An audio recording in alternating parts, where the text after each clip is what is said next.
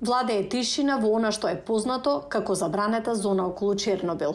Човечката активност речиси целосно престанала овде пред 38 години. Таа празнина дозволила природата да завладее. Работата во забранетата зона на Чернобил е чудна задоволство, како што обично велат посетителите. Но на нас вработените тоа ни се допаѓа. Тука е тивко, мирно. Володимир Вербицки ја нарекува зоната дом. Своите детство и младост ги поминал овде, во сега веќе градот на духови Припјат. Ова беше мојот стан, прв спрат. Овие се прозорци од спалната соба. Дневната беше од другата страна на зградата. Припјат се наоѓа на 2 километра од нуклеарната централа Чернобил. Кога се случила експлозијата на реакторот број 4 на 26 април 1986 година, градот бил евакуиран за 2 дена. Вербицки тогаш бил млад инженер во нуклеарната централа.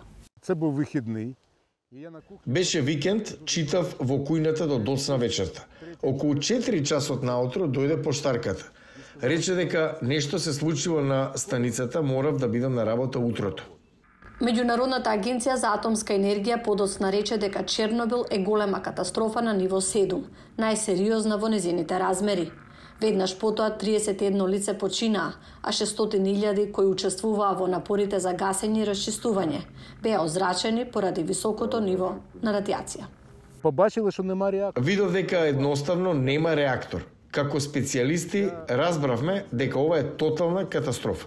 На Вербицки тогаш му било кажано дека се уште не е потребен во станицата. Така тој останал дома и наместо тоа им помогнал на сопругата и синот да се евакуираат. Ни рекоа дека треба да го напуштиме градот само 2 или 3 дена. Подоцна, лекарите го проверија син ми и рекоа дека дозата на зрачење што ја примил е 2 пати над нормите за возрастни. Во рок од 1 месец, Вербицки бил повикан назад во електраната.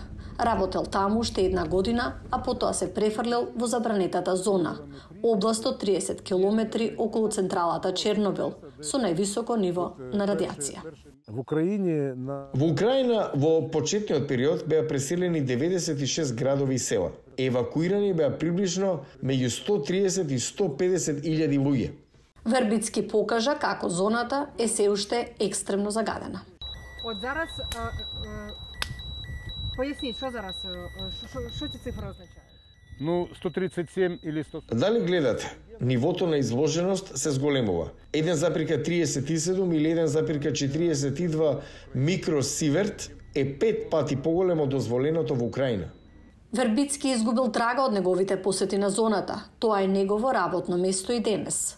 Тој преживел втора евакуација во 2022 година, кога русите ја окупираа фабриката на почетокот на целосната инвазија.